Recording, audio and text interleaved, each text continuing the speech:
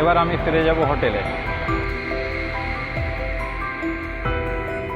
Hello everyone, আমি সাব্বির আহমদ আছি তোমাদের সাথে দীঘা শহরের ডায়েরি নিয়ে।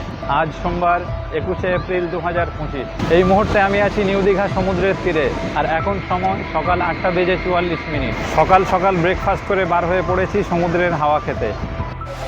বেলা এখনও সেরকম না বাড়লেও নিউ দীঘা সমুদ্র তটে মানুষের ভিড় বাড়তে শুরু করেছে, যদিও অধিকাংশ পর্যটক এখনও হোটেলের মধ্যেই আসেন। আজকে দীঘার সমুদ্র কিন্তু বেশ উত্তাল। এখনও যদিও ফুল জোয়ারের সময় হয়নি, তবুও শক্তিশালী ঢেউ ঘন ঘন উঠে আসছে। সকালের ব্রেকফাস্টটা আমি করেছিলাম জাহাজ বাড়ির পাশে একটা হোটেল থেকে।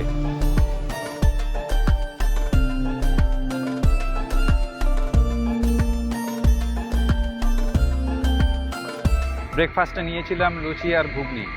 সত্যি বলতে গেলে লুচিটা ভালো লাগলেও ঘুগনিটা খুব একটা ভালো লাগেনি।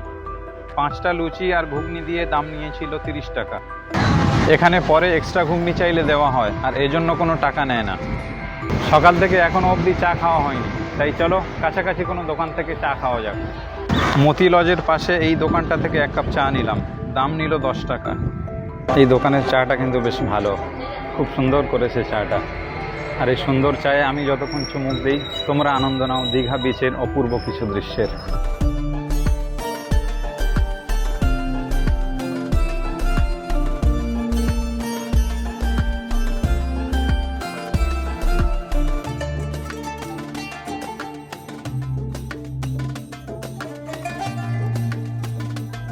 ওকে বন্ধুরা, আমার চা খাওয়া শেষ।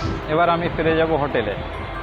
সমুদ্রে এখন ভাটার সময়, তাই একটু পরেই আবার ফিরে আসবো সমুদ্র স্নানের জন্য। ভিডিও শেষ করার আগে আজকে দীঘা শহরের আবহাওয়ার খবর জানিয়ে দিই। আজকে দীঘার আকাশ প্রধানত পরিষ্কার। সর্বোচ্চ তাপমাত্রা 37 ডিগ্রি সেলসিয়াস এবং সর্বনিম্ন 28 ডিগ্রি সেলসিয়াস। হিউমিডিটি 74%। জোয়ারের সময় রাত 1:44 এবং দুপুর 2:58। ভাটার সময় সকাল 7:40 এবং রাত 10:22। বাতাসের গতিবেগ 12 কিলোমিটার প্রতি ঘন্টা এবং মাঝে মাঝে দমকা বাতাস বইতে পারে 29 কিলোমিটার প্রতি ঘন্টা। আর বাতাসের অভিমুখ 200 ডিগ্রি দক্ষিণ পশ্চিম দিক। আজকের ভিডিও এখানেই শেষ করছি। ফিরে আসবো আবার দীঘা শহরের ভিডিও নিয়ে। এতক্ষণ আমার সঙ্গে থাকার জন্য সবাইকে থ্যাংক ইউ।